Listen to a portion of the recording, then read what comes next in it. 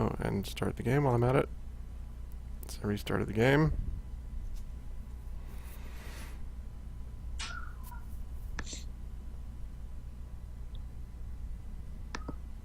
See something. Pressing my finger. Even if it's just a black screen. Loading And video for me. we are black screen. We're back. Good. Little icon. See your Windows icon loading. Apologies for the hiccup, everyone. Had a very little problem getting OBS and Twitch to play nicely with us.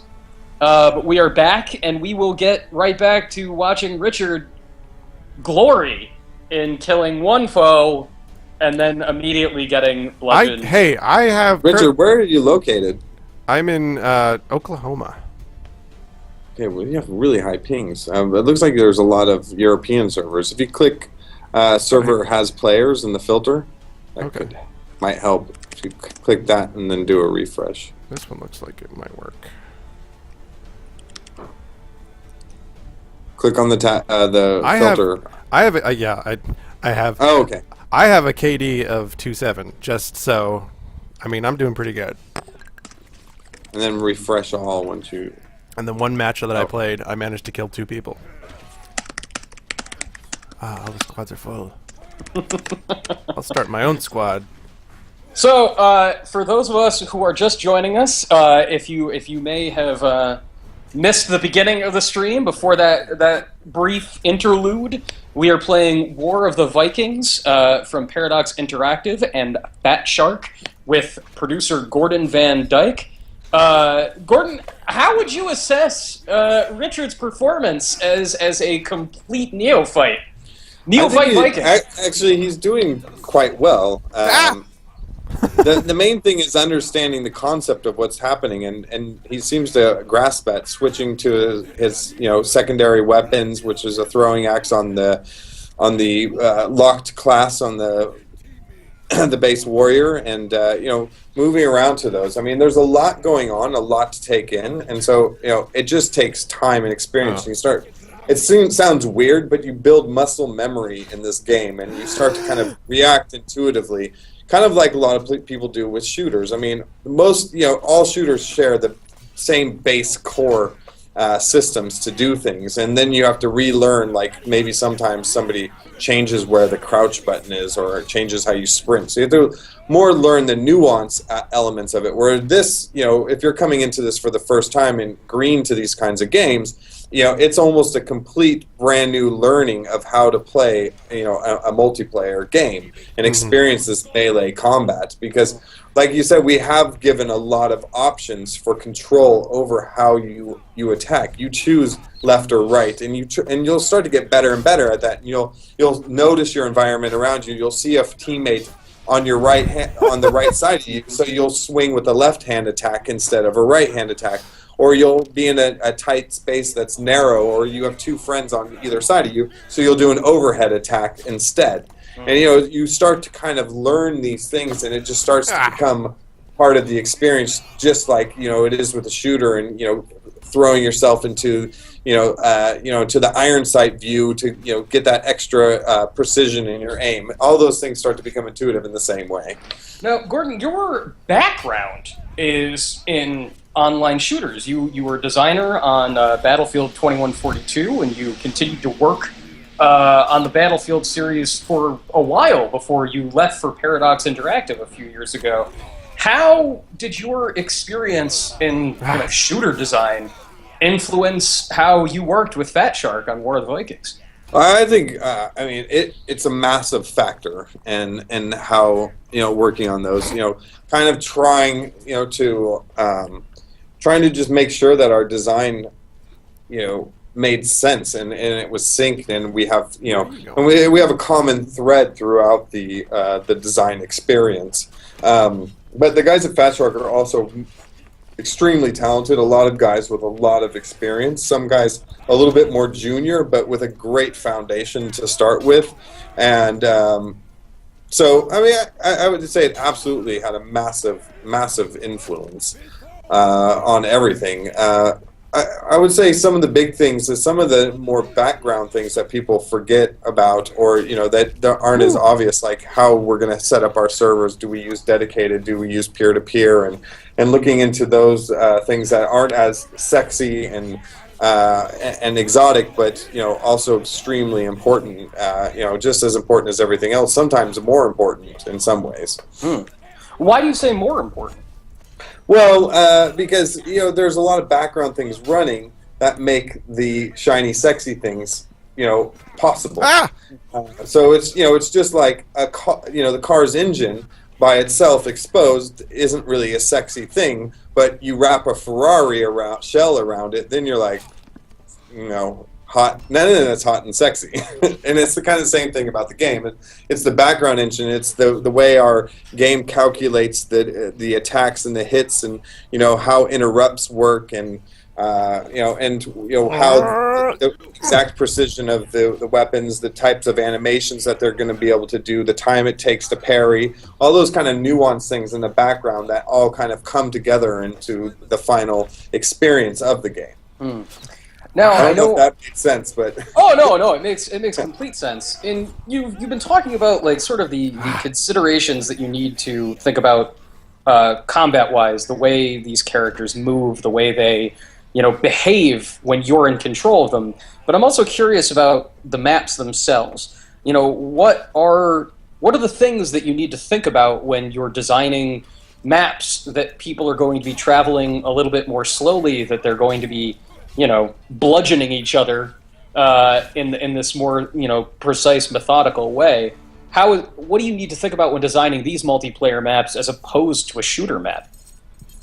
Well, I would say one main thing is there's a key difference in design philosophy, like the core design philosophy in shooters versus a melee-focused game. No matter what the melee-focused game is, we want everybody as close together as possible in these massive brawls, whereas shooter games do everything that they can to spread their opponents apart, to reduce the engagements between each other. One, because of the fact that they run things at 15 frames per second. The more people you got together in a closer area, the more the server would have a hard time keeping up with that amount of interactions and that amount of time. So basically, when a server is communicating to people, they're communicating every other person in that eye shot of them, or that is interacting with them. So a shooter game, you usually you don't want more than 3 or 4 people interacting with each other at once, and our game can have up to 24 people. So it's kind of a crazy scenario to put ourselves in. So that's like a major key philosophy that defines those two kinds of games from each other. And sadly, after I got into that tangent, I forgot the exact main purpose of that question. What the question was. This would be a good time for me to point out that my kill-death ratio went from 2.7 to 3.6. So I'm getting better. Nice. Steady improvement. Yeah, Richard. So what happened was then you got knocked down, you got revived then, I'm assuming. Probably. No, it didn't. No, I'm saying between matches. I went from 2 kills to 3. That kind of does lead into a kind of interesting thing. On this, you're playing team deathmatch right now. So if you get knocked down, or you knock down an opponent, there's 2 different states that you can defeat somebody in. You can either knock them down or instant kill them, which means, and so a knockdown state, they can be revived by a teammate. And then they won't count as a point in team deathmatch unless you finish them off. Yes. So you can just hit them a couple times. They have 50 hit points, and you can finish them off while they're knocked down. So if you get, and it also affects your kill death ratio. So you'll have that knockdown removed. You won't be counted as a death. But the person who knocked you down still gets that point. Even if you get revived. So we don't take that from that player, because they, kind of felt, it didn't feel good to not, at least, because it does take a lot of work to knock somebody down, and it felt more fair to take away the death from that player, since they didn't die, but still keep the K, because that could stand for knockdown or kill, right? Yeah. So. I have a new class. Look at this guy. Got an axe.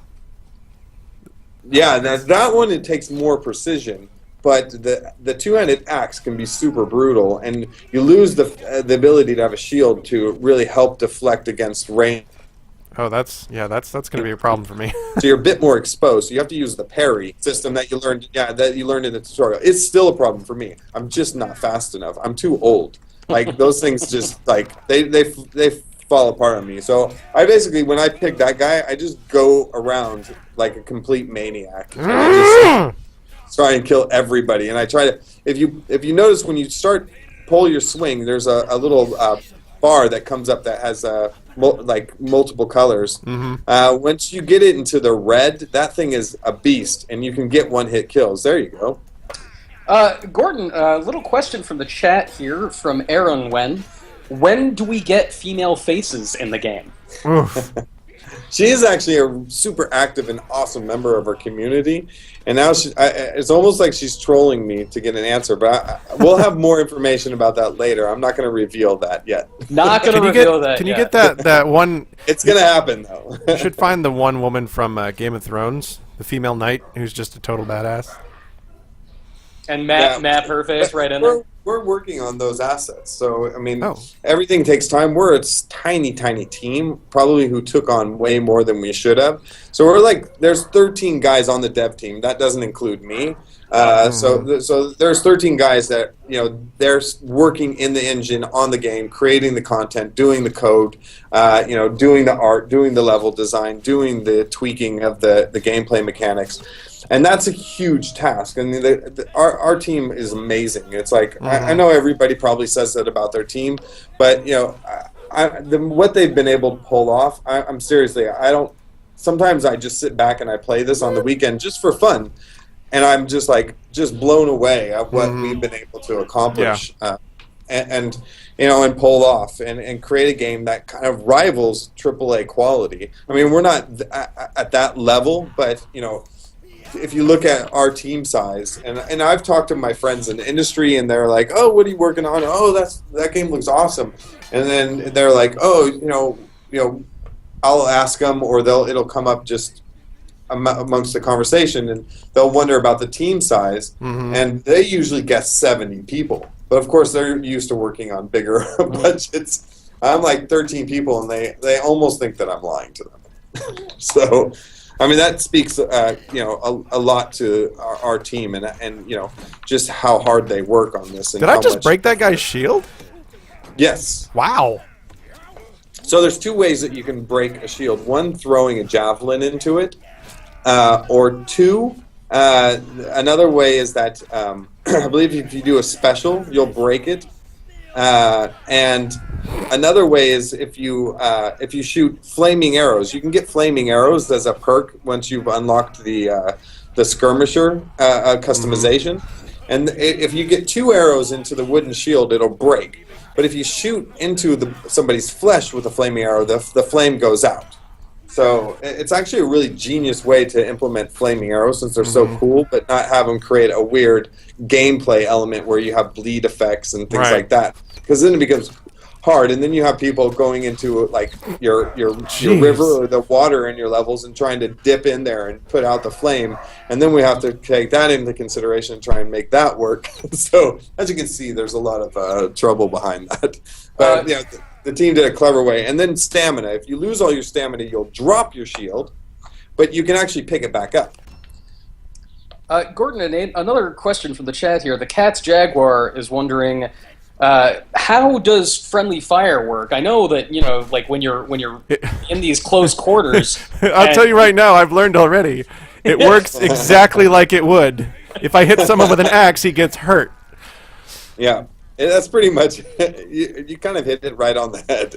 It's we left that on, and we actually started causing people to lose some XP points. But if you're doing really badly, we won't take you down to the negative. But it is something to try and deter that. And, it feels like, I mean, we're trying to create some form of we want the people to be in a scenario where they have to think about what they're doing. We don't want people to swing wildly and haphazardly without any like thought behind what it is they're doing. Now, of course, there's always going to be mistakes, and that'll happen. But we only take away XP based on how much damage. Oh, dang!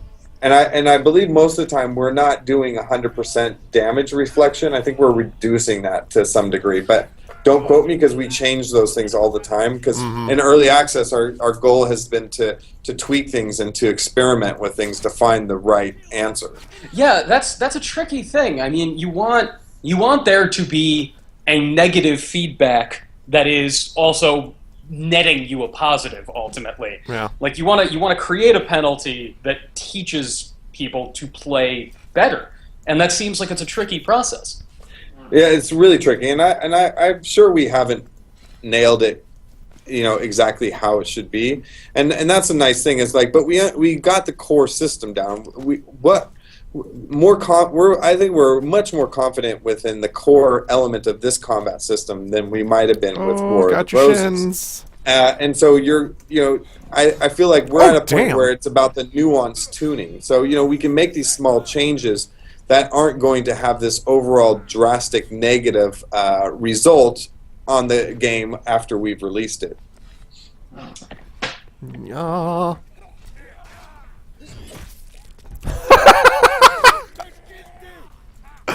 Oh, that was glorious. Oh, man, I just murdered 2 people in a row. Yeah, I forgot about the special move until about 3 minutes ago. It's hard to hit, though. I mean, it's hard. Yeah, it's like, sorry, I went ooh to the stream, which is it's delayed, so that was an inappropriate ooh. Or an out of context ooh. But yeah, it's, I did see the attack you got, and that was a really good timing. It's really, I think it's really effective when you catch somebody off guard, when they don't see you approaching, or their focus is so heavily on the target in front of them or what they're trying to do that they kind of almost just ignore you in a way that's beneficial to yourself.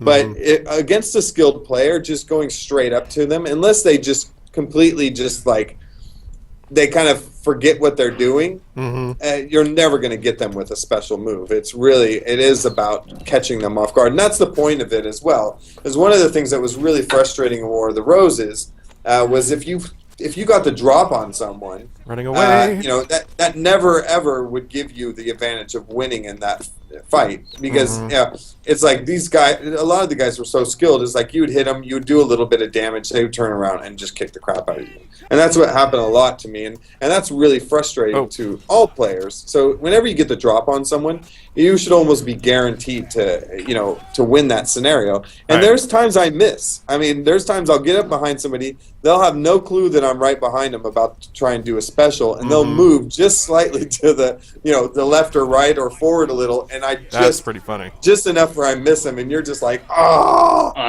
But you know why? You know why you missed them, and that's so there's it's kind of like a beautiful system, and it's like a crown of thorns sometimes. Another question from the chat here from Wayland X. Now, obviously, given the size of Fat Shark, this is a very long-term question. Oof. But War of the Vikings is PC only now. But are there plans for other platforms? Do you guys want to go to Linux? Do you want to go to Mac? Do you want to dare we dream consoles at some point? We've been investigating it. So the engine that we've built this game on top of is called BitSquid, and they've implemented console support. And I know for a fact, like a game called Helldivers by Arrowhead Studios, the guys that made Magicka, they're developing a game for Sony. And and they're using the BitSquid engine, so it clearly has support for that. So we've done some investigating and found that it would be possible, but we haven't put anything in plans yet. So I would say that if we're going to do anything, we would look at putting those efforts into console versus going to Linux or Mac OS. Right. Mostly because most Mac OS users that want to play games like this, typically they have a powerful Mac, and they're dual booting, and then they have a standard PC configuration for inputs, which is a keyboard and mouse. Whereas Mac, they're typically trying to move away from a keyboard and mouse input system, and they push more things like Magic Trackpad and touchpads and stuff. And it's like, and I'm a big Mac user myself, and at home, my wife, she plays on our iMac, which is pretty powerful, and she dual boots into Windows. I won. It's the first time I won. And I built a super powerful PC-only computer, but it's like, that we feel like that our target audience, they're primarily PC players. And I know that that's not always the true, but like again, being that we are limited on resources, we really have to try and choose the things that are going to have the biggest impact. And it does. There are so many variables when you go into Linux or when you go into Mac OS, that the same challenges we face on PC, where you have a variety of different hardware and stuff like that.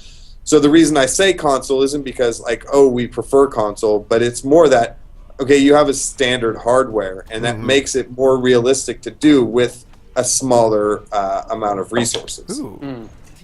Oh, now we got a bow and arrow guy. You have a bow and arrow guy. Yeah. You're going to try out some ranged options. I've had feedback from some people that, and of course, I'm biased, but I've had other people that never worked on the game say that they feel like we have some of the best archery in any multiplayer game that they play. Archery is having something of a renaissance in video games, I think. Last year, 2013 was kind of the year of the bow and arrow. You had, Crysis 3. What's Crysis 3's big innovation? He's got a bow and arrow. Right. Tomb Raider. It's Lara Croft's reboot. What's different this time? She wears pants and has a bow and arrow. So what's the secret to archery? How do you make it feel really nice?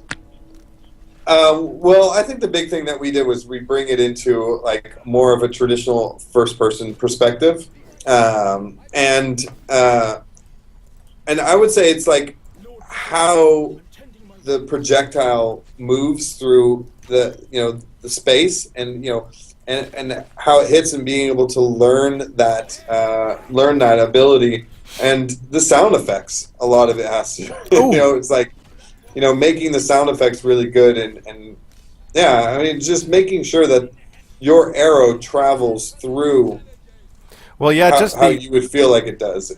The sound of the arrows just kind of plinking around or whipping by you is actually pretty nerve-wracking. And then, as you can see, people just filling my corpse with arrows from a distance.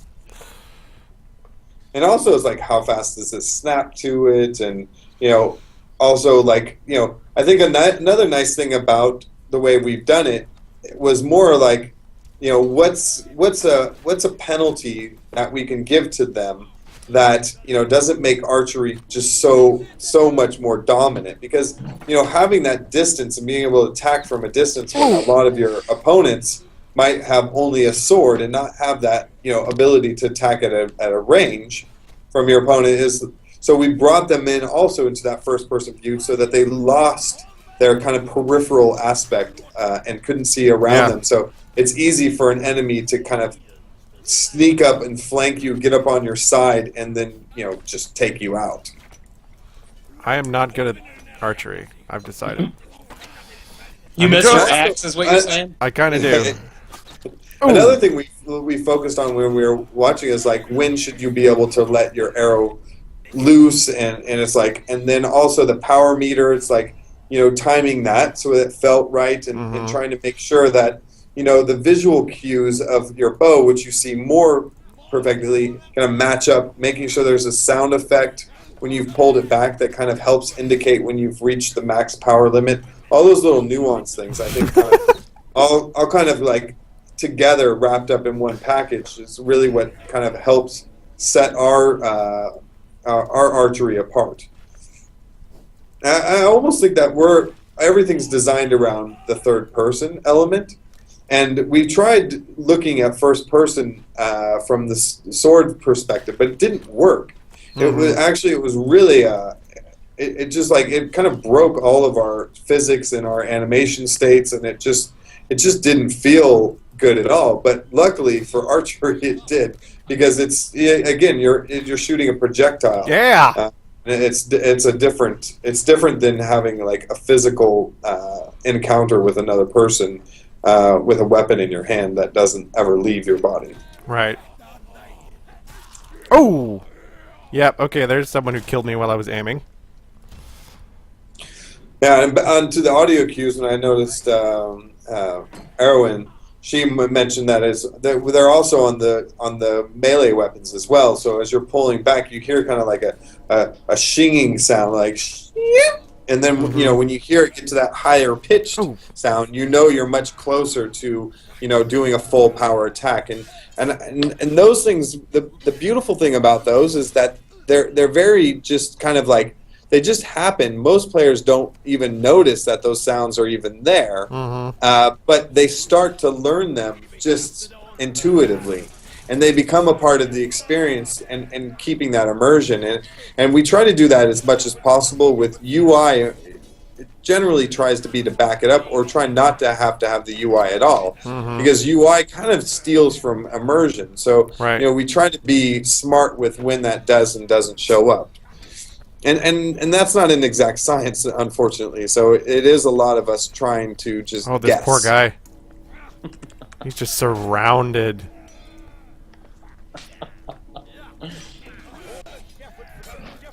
Oh, you didn't revive your teammate. Wait, no, I'm reviving one right now. I'm on delay.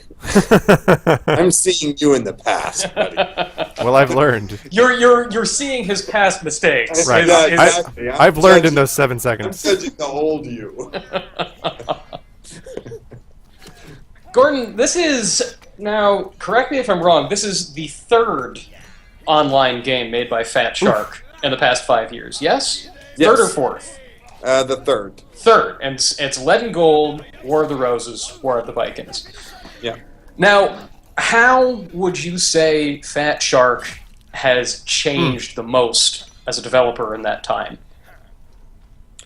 I think we've we're a really close knit team, so it's not the traditional publisher developer kind of relationship. Yeah, that's why. I'm at the office every day, typically, sitting down, and we all participate in the morning scrum. I let the team know what I'm doing, and that they talk about what they're doing with everyone.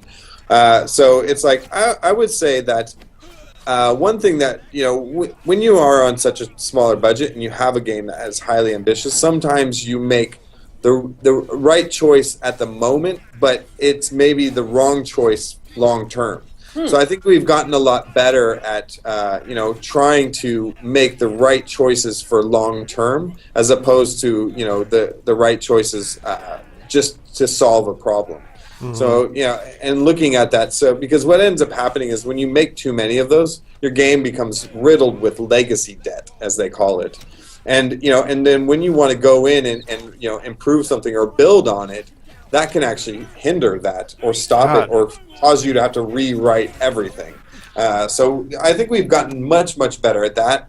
And we still have a long ways to go, but also trying to work harder on improving our server performance, which is hard because a lot of our programmers, that's not their area of expertise, and but they do an awesome job for it not being where their core knowledge is. That's not their strength. So it would be kind of like having Michael Phelps running, the 500 meter. This is sort of an amazing skirmish going around me. Like, I've been dead, or I've been on the ground for about a minute and a half, just waiting for someone to revive me, and everyone is too busy killing each other around me to even try. This is sometimes you feel ignored. I hate that, being in that position. I'm like, but look, you just had that moment where you could have revived me, and no. And then somebody kills me. Or throws a throwing weapon. I like to use throwing weapons, actually, a lot to finish off other people. Because you really don't want them to get revived. It's not as valuable in Conquest to finish off your opponents, but I want that XP boost, and I like that person knowing that I just completely finished them. It's like, I don't know, maybe it's just kind of the jerk part of me. No, I see the appeal. But now we have other game modes. So the game has like 4 game modes. 2 of them are a bit similar. There's pitched battle and pitched arena, or whatever we've decided to call it. It changes all the time. But arena we'll just go with. So arena is like up to 16 players, and it's on maps about this size and a little bit smaller as well. And that's like one life, kind of Counter-Strike esque, where once you die, you're done. But that's when knockdowns become much more critical. And there's even a perk where if you don't get revived within a certain amount of time, you'll auto revive yourself. Oh, that's cool. And so that's a real like game mode specific perk that could be extremely valuable. And that's when it also becomes extremely valuable to finish off your opponent if you only defeated them to a knockdown and not an insta-kill. So knockdowns become a big part of the strategy in different game modes, depending on the game mode. It's not as obviously critical as if you only have that one life, and your goal is to defeat all the opponents on the other team. But since it counts as points in team deathmatch, it can be the big difference. Right. Especially if you're playing like a competitive match, and you're down to the next kill wins, and you get somebody in a knockdown state, but you don't finish them off, and they get one of your guys and finish them off, or get an insta kill, then they'll take the win.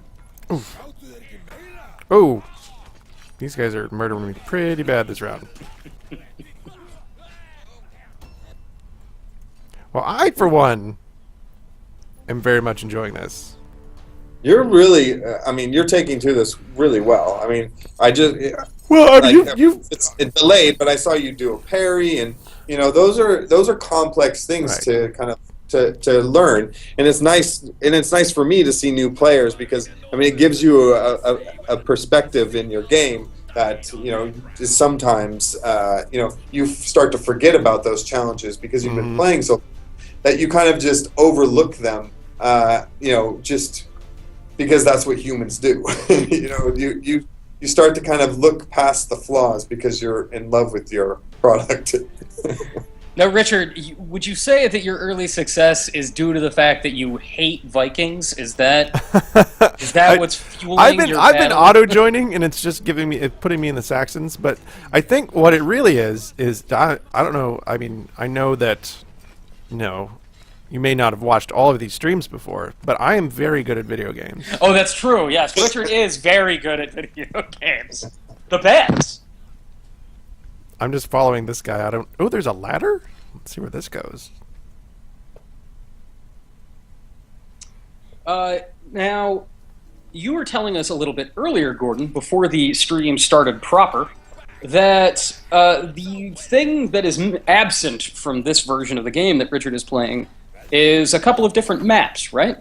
Yeah, so we haven't really officially come out and said this, but there are going to be 4 additional maps that the game is going to release with. And there's going to be 4 larger maps that will support Conquest and Team Deathmatch. And then we'll break off sections of those that will give it an ability to run Arena on it as well. And there's a couple other bigger maps that people played already, and versions of Arena that we haven't really played that much that will be made available as well. But the new maps are much more drastically visually different than these ones. Especially this one, it's a medium-sized map that you play Arena and Team Deathmatch on. And it's basically up in we imagine this to be up into the northern parts of Norway or Iceland, where it's just basically ice and snow everywhere. And it's a pretty awesome map. It's a little bit, over the top, but, these are video games. And we want to make the uncommon common, and we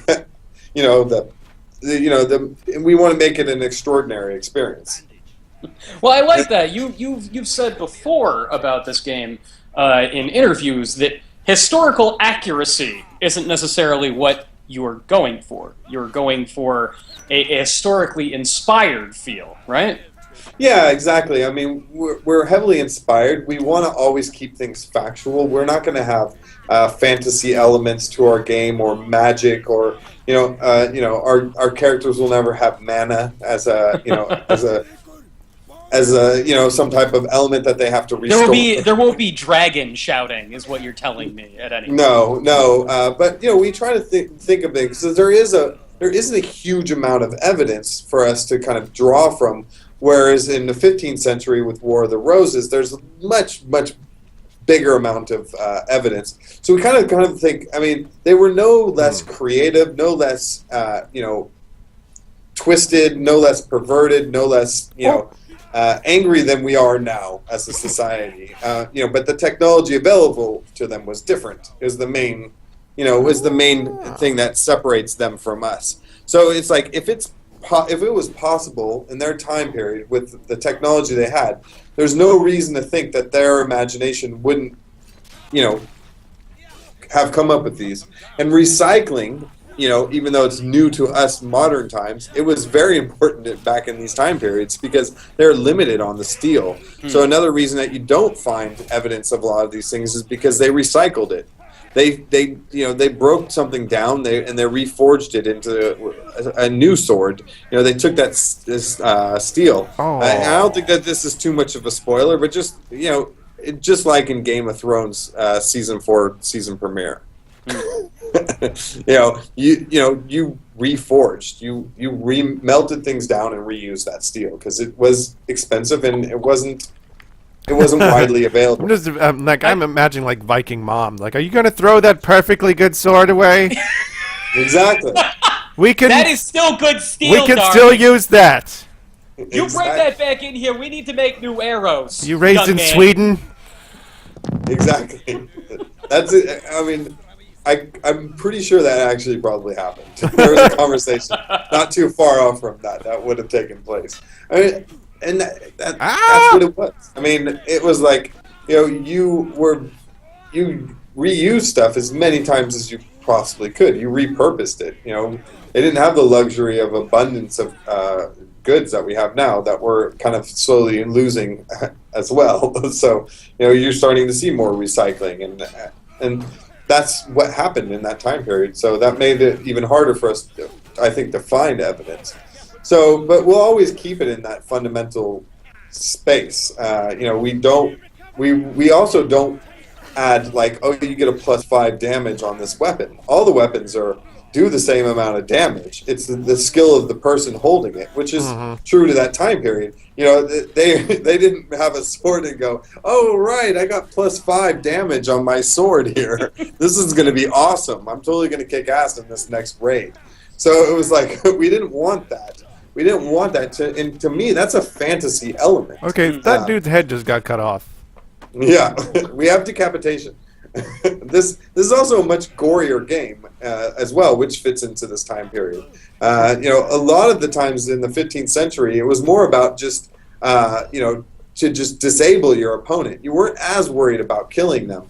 You're also like more likely to ransom them, and get some money out of it. But in this time period, it was about attrition. It was like you killed, and you just look at the Norse culture. The honorable way to die was with your sword in your hand, and if you didn't die with your sword in your hand, that was the worst thing ever. It wasn't if you died with sin; it was if you didn't die with your sword in your hand. So it's like they wanted to go to Valhalla. So that kind of that gave us a reason why we wanted to we should add a bit more gore. We have blood effects that splatter onto the objects around you, and you actually start the longer you live. Richard hasn't given us an exact example of that, but sorry, I had to take that shot. That's fine. But you'll start to get blood on your weapons and your hands and on your back, and you start to become drenched. So you can see a little bit of it right now on the back of the chainmail. Or sorry, I'm in the past, but I guess I'm current with where the game was, right? Yeah. Maybe not. So, anyways, you'll see that build up, and you can customize the different colors of your gear. So like there's a screenshot that's pretty funny on in our Steam hub.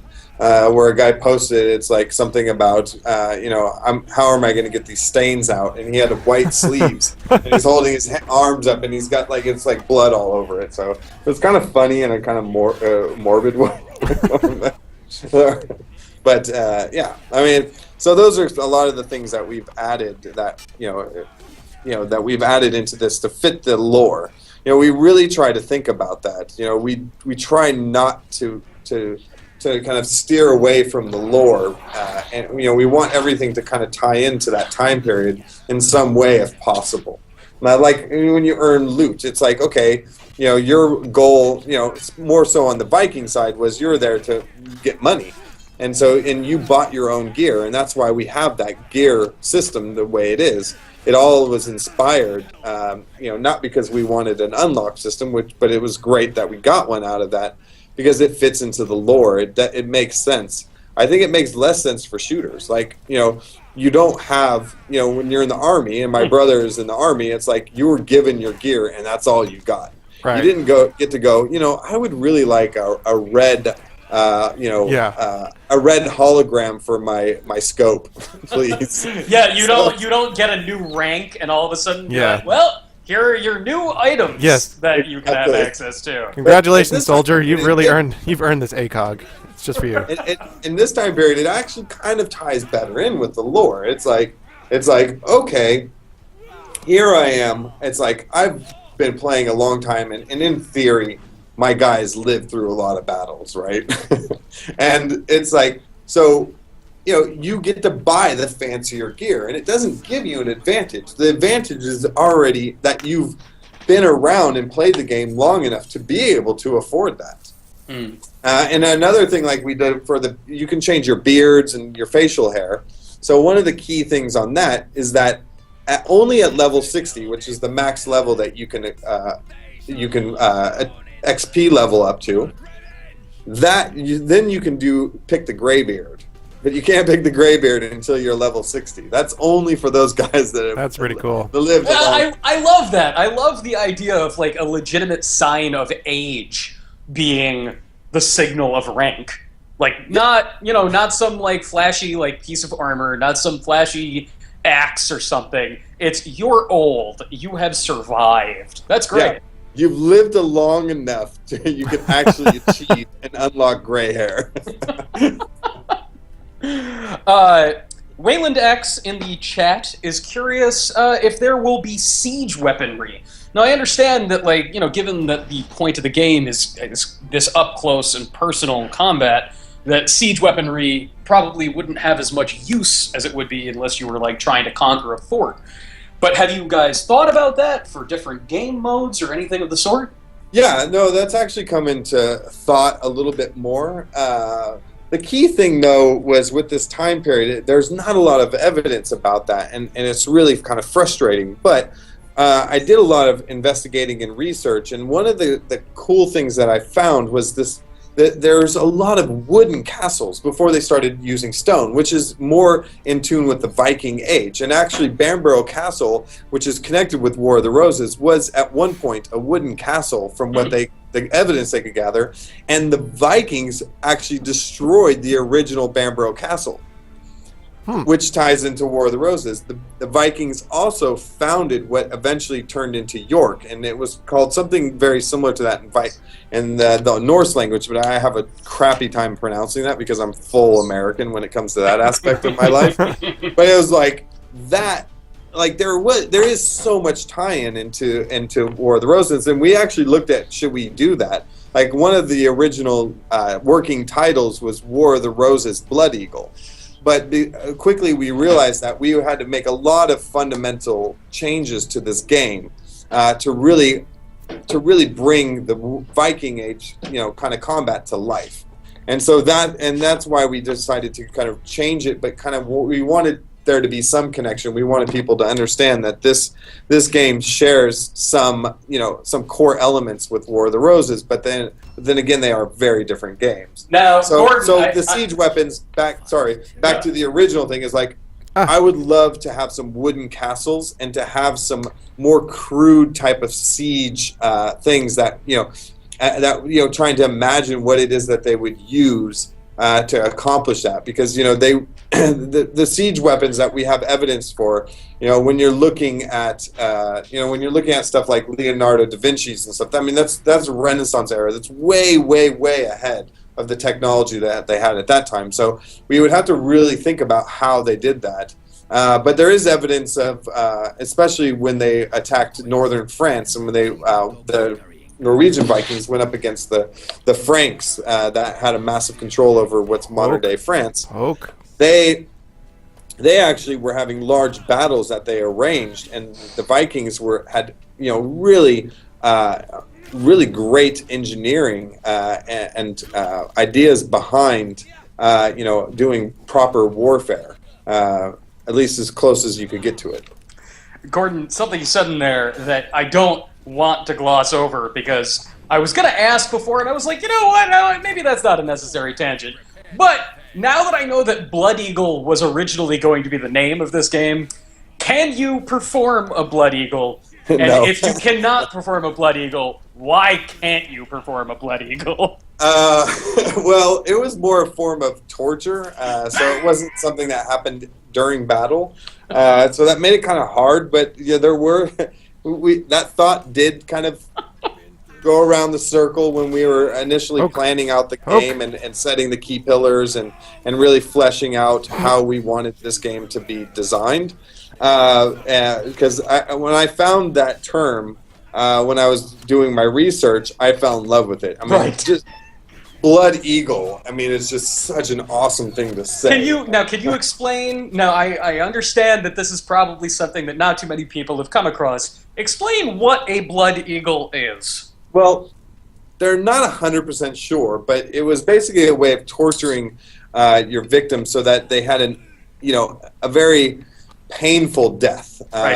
And basically what they did was from the way I've understood it, is that they would rip open your sternum, pull your lungs out, throw them over your shoulders, and throw salt into your wound, and then hang you by your hands and your feet, and have you hanging there. And the term Blood Eagle comes from the fact that the person's lungs would flap in the wind on their back.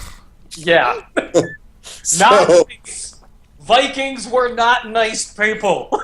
but they're not 100% sure if that actually ever happened. Right, that's like, that might be propaganda, right? Exactly. That might be a myth.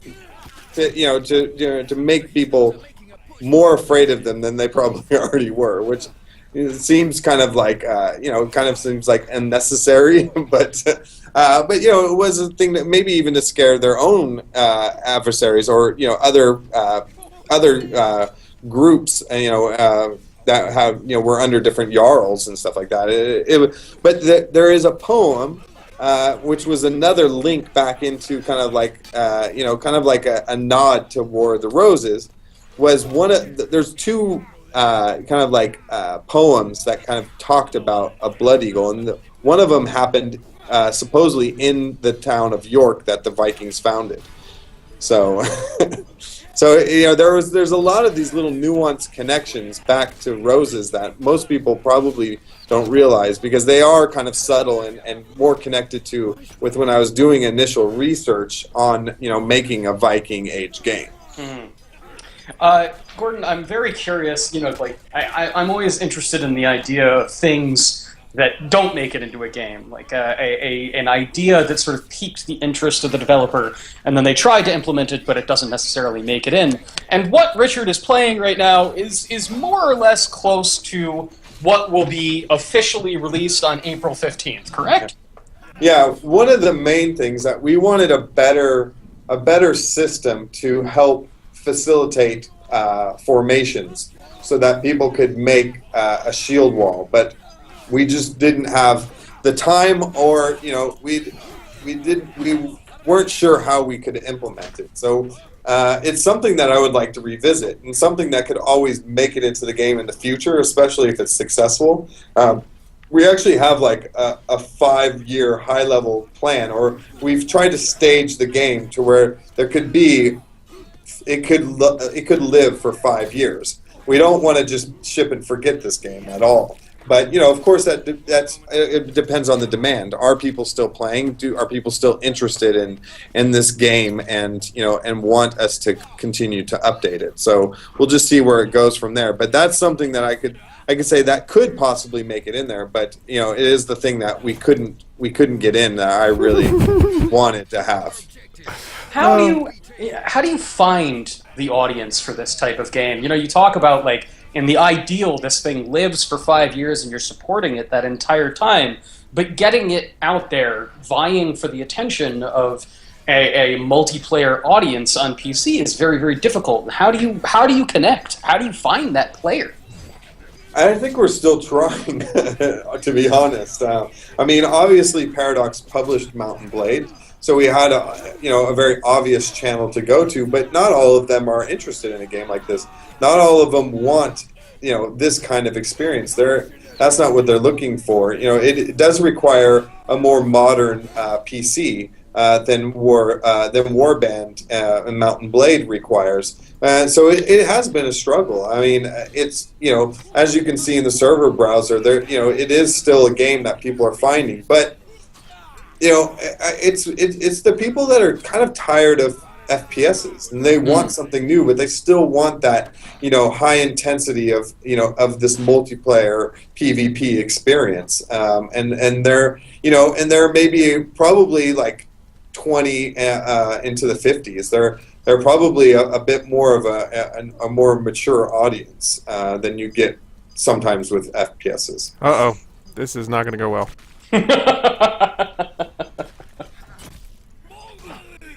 Oh my God! So now I'm looking forward to seeing what's happening in your stream now. So it's like, he's getting hunted down. I thought I would be sneaking. I thought I was going to go steal one of their control points. Oh yeah, maybe they weren't paying attention. Richard, that literally is like the battlefield horror when you turn around and there are 4 dudes bearing down on you. Oh no, yeah, Richard's gonna get blood eagled. You're doing really, really well. I mean, it's not an easy game to jump in and do this well from being completely green to this game. So a lot of kudos. I'm enjoying watching you play. So I'm enjoying playing the game, so that's a bonus. Now, one last question about support here. You're playing with a keyboard and mouse, right? Yes. Yes. And it's only keyboard and mouse right now, right? Well, we have some limited controller support. I know we took it out because there were some crash bugs, and we're going to put it back in. I would actually... We've been so busy that I haven't followed up with the update on the status of that, but it will have controller support. And it actually plays quite well with the controller support. So that also makes it much easier for us to consider being on console, but that's a very costly expense, and this game really needs to prove itself. I think before you're going to see Paradox and invest the amount of money that it would take to go into being on a console, because there's a lot of things that we would also have to polish up. I mean, the console audience, they have a different expectation for games. I mean, I would say if I were to just, and I know that this is, bordering on the line of stereotype, and that isn't true for everyone. So I just want to get that out there before I make this comment. But PC players tend to really care more about gameplay and how well things work and their input device and the accuracy of it. That's why Corsair is able to sell mechanical keyboards and at a premium price and these things. And high optic mouses and laser mouses with adjustable DPI and stuff like that. Whereas console players, they really care about the visual quality of a game, and the quality of the interface and these things. Where PC players are a bit more forgiving on that. So we really would need to consider that if we went into that into that area. That's really interesting to me, that you would need to think more about the aesthetic of the game and how people will interpret everything they see the moment they turn it on, rather than grokking some sort of central mechanic and determining whether they like it based on that on a console. It's an interesting observation. I wouldn't have thought of that.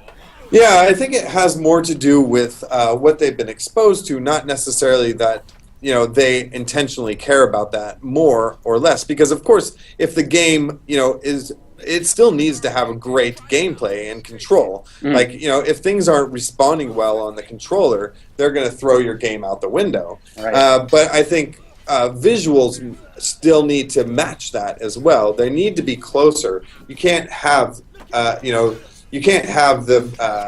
the gap that you can get away with in PC market, because most of the time PC gamers tend to be extremely competitive as well. And a lot of times you go into all this trouble of creating these awesome dynamic shadows and all these amazing shaders and all these cool VFX, and then the PC gamer takes it and slides it all the way to the lowest settings so that they can max out their frames per second. So it's like, there are a lot of different agendas.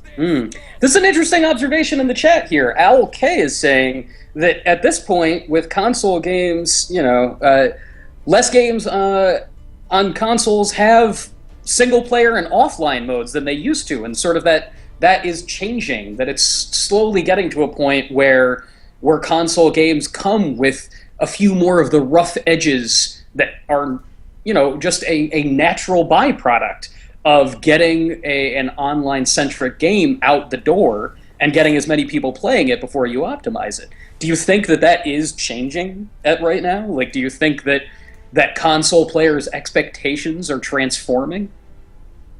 Well, yeah, of course. As consoles are always catching up to PC. I mean, PC has the flexibility, which isn't always, it's their pro and their con at the same time, because also then it's harder for games because they have to account for such a wide variety of configurations and support, as the widest range of hardware specs from lowest to highest.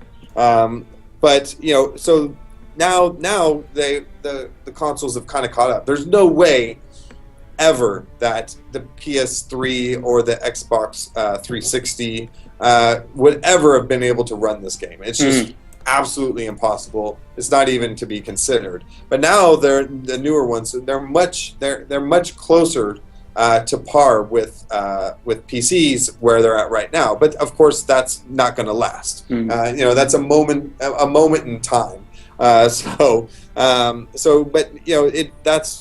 So of course their expectations change, and as they say, they start to adopt the more online. So then you have the games like War Thunder, being a free-to-play game on the PS4. You have Titanfall, which is a multiplayer-only game on a big console, which you never would have seen on the previous ones. Or it would have been extremely shocking if you would have saw that.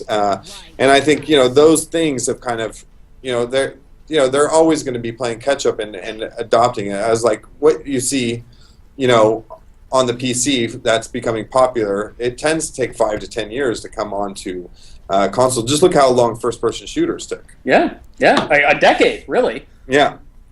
And with that, we're going to start wrapping up our hour here on Joystick Streams. Now, anybody who's been watching and are in the East Coast of the United States and think to themselves, wow, I'm really liking what Fat Shark and Paradox are doing, Gordon's crew is going to be at PAX East this coming weekend. Isn't that right, Gordon? Yeah, we're going to be at PAX East, actually. The booth looks freaking awesome, I just have to say. It's every year, Paradox is kind of improving on, their presence at, press-specific events and consumer-specific events. So we're going to have 8 PCs up and running where people can check out and play War of the Vikings. We're also going to have Wizard Wars there and Europa Universalis 4. So we're giving them a wide spectrum of the different games that we have to offer, and we'll be running exclusively on the new map. So they'll kind of get a sneak peek at those before everybody else. So if you're going to be at PAX, please absolutely come and check us out, and I'll be there, so you can come and meet me and talk to me and ask me obscure questions and then sometimes I get really tired and I'm exhausted, and then you can squeeze extra information out of me that I might not said in a more controlled environment. Joystick will also be at PAX East in force, everyone. Speaking of people that are going to be tired and who you can press for all kinds of information. But it won't even be about games. It'll just be like personal stuff. Be like, this is the kind of things I like on pizza really in the morning. You don't really need to press us on those topics. But speaking of Joystick's presence at PAX East, we are going to be on an absurd number of panels, and you should go to joystick.com tomorrow. That's on Wednesday for a complete list of all the many panels we are going to be on. Joystick.com is going to have all sorts of fun coverage from the show floor all throughout the weekend.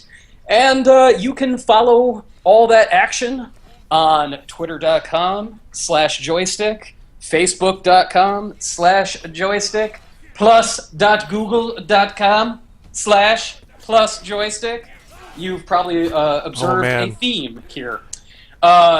But yeah, everybody, please follow Paradox Interactive on Twitter as well to get more updates on War of the Vikings. And the game will be out officially. It'll be the full release War of the Vikings. On April 15th. April 15th. And also follow at War of the Vikings on Twitter as well. At War of the Vikings. And Joystick Streams broadcasts at 4 p.m. Eastern Standard Time every Tuesday and Thursday. And today we broadcast a little bit early just to rock out with our friends in Stockholm. Gordon, thank you so much for joining us today. This has been really awesome. This is fun. Thank you. I really appreciate it. And it's really fun to watch Richard just progress so fastly. I think we nailed it. I think I'm done. I'm done with... It's over. No more video games. And Richard, yeah, man, thank you so much for diving in fearlessly, like a true Saxon or Viking warlord. That's right. I finally got to play as the Vikings in the very last game. right. At the end.